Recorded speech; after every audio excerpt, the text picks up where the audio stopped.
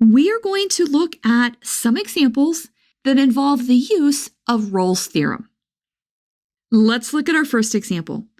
We are asked to verify that a function satisfies the three hypotheses of Rolle's theorem on the given interval. Then we are to find all numbers C that satisfy the conclusion of Rolle's theorem. The function f of x that we're given is x cubed minus 3x squared plus 2x plus 1, and the closed interval that we're given is from 0 to 2. I've graphed this function over here on the right, and when we get done with this problem, we're going to come back to that graph and see how our answers that we're going to get make sense. The first hypothesis of Rolle's theorem is that f is continuous on the closed interval from a to b. Our function f of x satisfies this because f of x is a polynomial, and all polynomials are continuous. So we say that f of x is a polynomial, so it is continuous on the closed interval from 0 to 2. Our second hypothesis says that f is differentiable on the open interval. Let's go ahead and let's take the derivative. F prime of x is 3x squared minus 6x plus 2. Notice that f prime of x is also a polynomial, so let's write that down. F prime of x is a polynomial. So we can conclude that it, meaning f of x, is differentiable.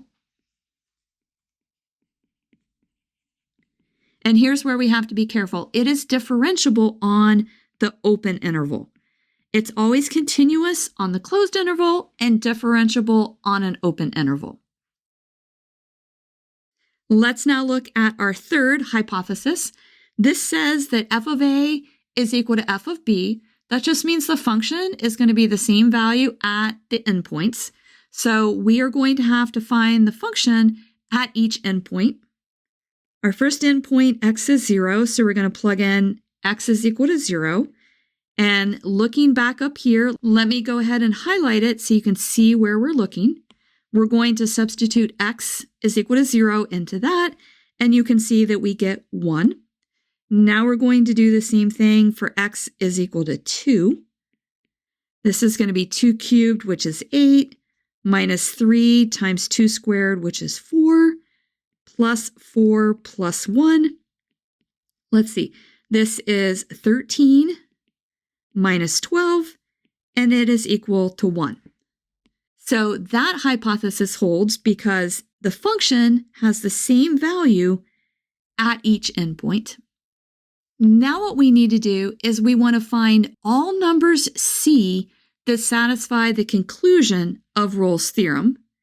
And the conclusion of Rolle's theorem is that there is a point C between A and B where f prime at C is equal to 0. So what we have to do is we have to find the derivative, which we've actually already found in step 2, and we have to set it equal to 0.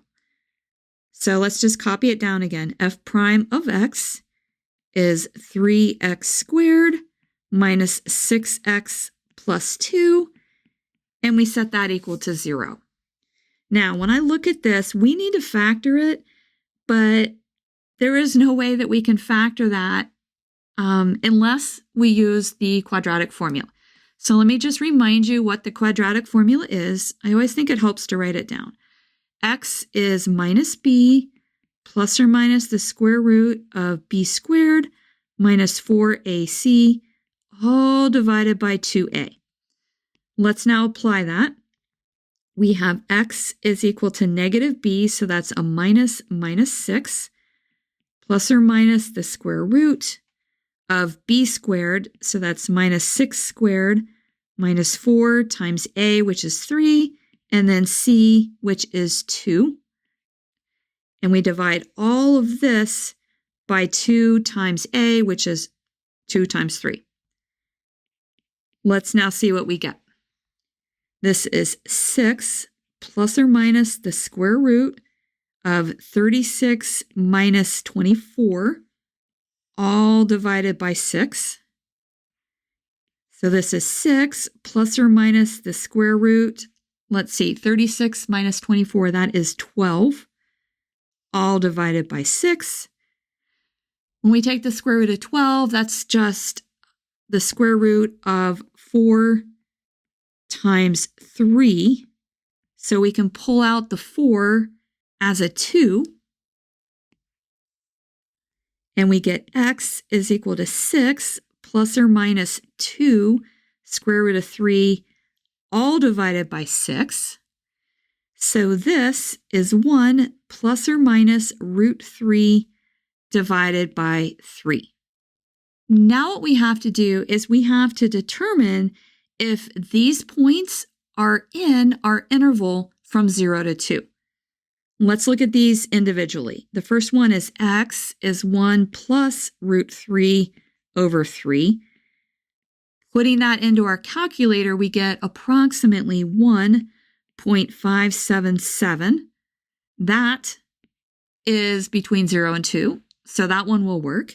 Now let's look at the second one. X is 1 minus root 3 over 3. That is approximately 0.423.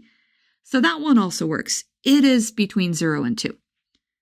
So we can write down that C is equal to 1 plus root 3 over 3, and C is equal to 1 minus root 3 over 3.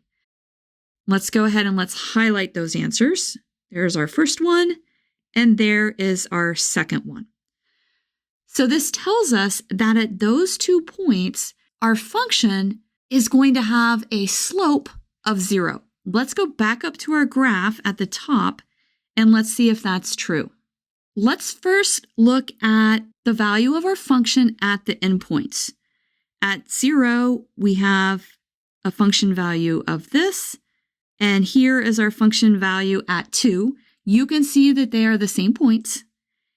And then at this point, we have a horizontal tangent, and at this point, we have a horizontal tangent.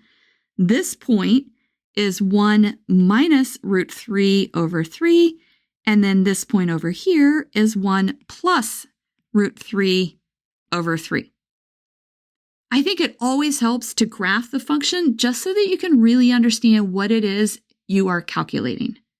I make all my graphs on Desmos. It's a free graphing calculator that is really easy to use, and I highly recommend it.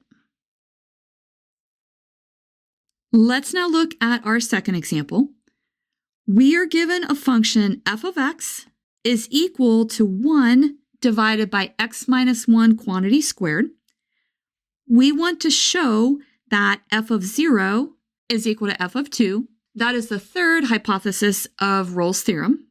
But there is no number c in the open interval from 0 to 2 such that f prime of c is equal to 0. So we're going to show that. And then we have to answer the question, why does this not contradict Rolle's theorem? Let's start with the first part. I am going to begin by writing down our function. F of x is 1, all divided by x minus 1 quantity squared.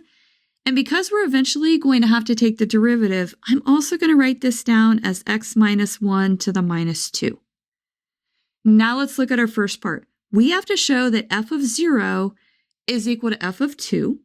So let's plug in x is 0. This gives us 1 divided by 0 minus 1 squared, and that is 1. Now let's plug in x is 2. This is 1, all divided by 2 minus 1 squared. This is also 1. So we have shown that f of 0 is equal to f of 2. I have graphed our function over here on the right, and we can see the same thing. Here is f of 0, and here is f at 2, and you can see that they're the same value. Now what we want to show is that there is no number between 0 and 2 where the derivative is equal to 0. Let's go ahead and calculate our derivative. F prime of x is equal to minus 2 times x minus 1 to the minus 3 times the derivative of what's inside, which is just 1. Let's rewrite this as minus 2 all divided by x minus 1 quantity cubed. This is never equal to 0 because all we have is a negative 2 in our numerator. So there's no way this function can be equal to 0. Now we have to answer the question, why does this not contradict Rolle's theorem? The reason that it doesn't contradict Rolle's theorem is the first hypothesis of Rolle's theorem is that the function is continuous inside that interval. Notice from our function, let me go up here and highlight it. Let's look right up here. I'm highlighting it in pink. Notice that this function is not continuous when x is equal to 1, and 1 is between 0 and 2. You can also see this over here on the graph. There is actually a vertical tangent at x is equal to 1. So what we need to write down is that f of x is not continuous at x is equal to 1, so Rolle's theorem does not apply.